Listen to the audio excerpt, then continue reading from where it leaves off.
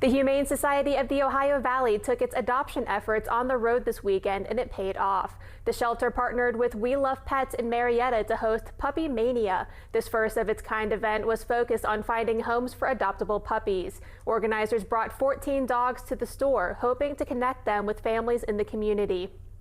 By the end of the event, 5 of those puppies had already been adopted, according to Executive Director Amy Rogers. She says this event was about more than just adoptions. It was about changing a common misconception.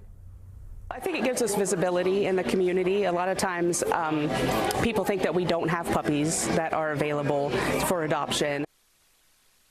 Rogers said the turnout exceeded expectations, and with the community's response, the Humane Society may consider hosting another Puppy Mania event in the future.